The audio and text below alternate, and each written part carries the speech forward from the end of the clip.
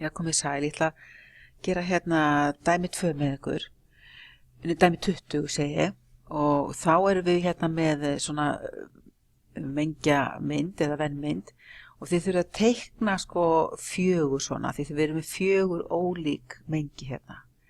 En hérna þurfum við að skoða mengi A, sniðmengi við sniðmengi B, sniðmengi C. Ok, ég ætla að byrja að skoða hérna sniðmengi BC. Ég á nú eftir að merkja þau, ég ætlaði nú að hafa þau bara hérna A, B og C. Ok, byrjum að skoða sniðmengi BC, þannig það er þetta hérna, það sem er eingöngu bæði í B og C. Og þetta er sniðmengi við A. Og þið sjáu það að það er eini hlutin sem að fer líka inn í A er þetta hérna.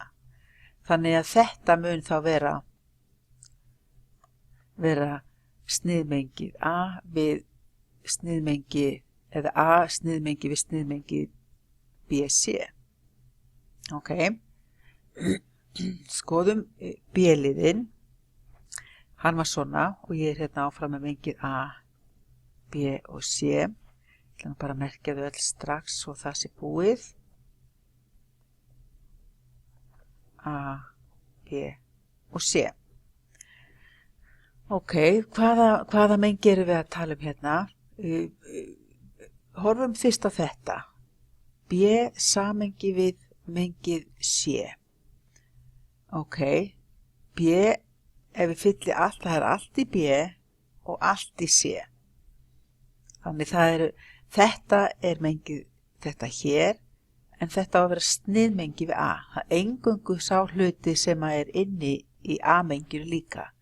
Það er þá væntanlega þetta hér. Þannig að þetta dettur út. Sjá, það á að vera hérna. Svona. Þannig það er þessi hluti sem umræðir.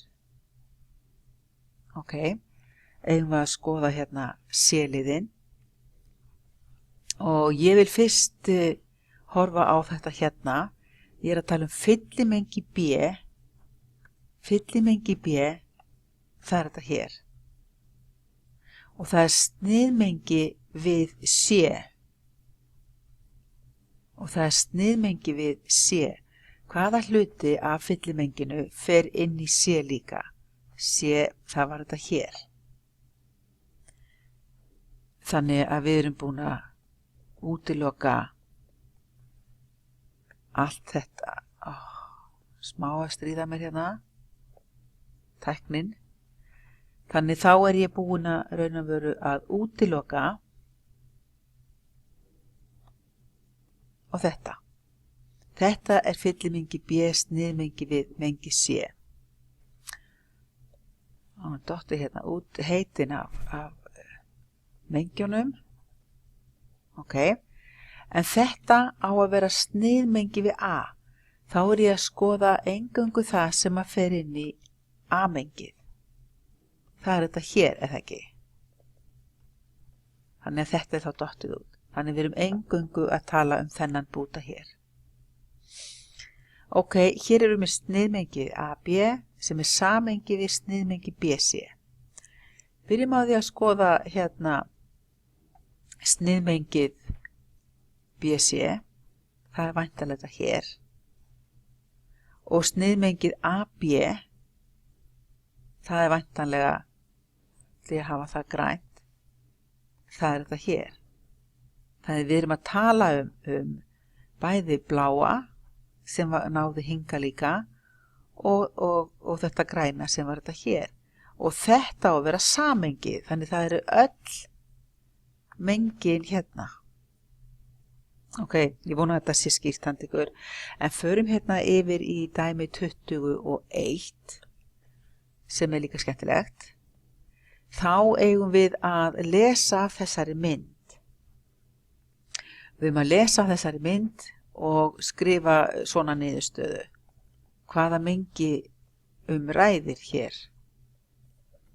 Ok, við sjáum það þetta hérna tilheyrir bæði A tilheyri því mengi sem er bæði A og B.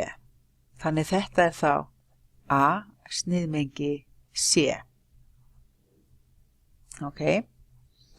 Þetta aftur á móti er orðið flóknara. Við sjáum að þetta er hérna sniðmengið. Ef ég myndi taka þetta hérna með inn, þá var ég með sniðmengið AB. Ok, ég ætla bara að segja að þetta sé sniðmengi AB, sem sagt A sniðmengi B, en ég segi en ekki, það er einhver hluti sem er ekki í þessu mengi, það er þessi guli hluti og hann tilheyrir náttúrulega C, þannig ég má eiginlega skrifa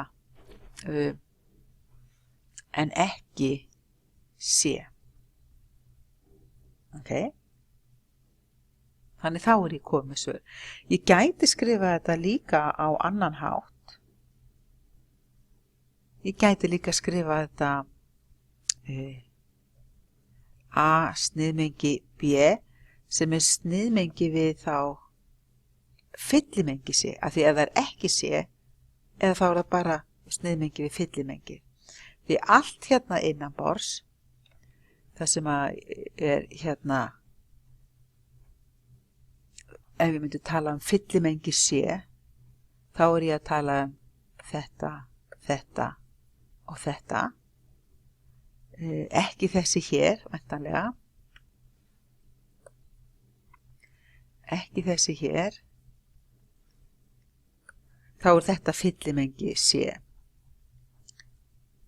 Þannig að ef að þetta væri sniðmengi við fyllimengi, þá er þetta eina sem að kemur til greina.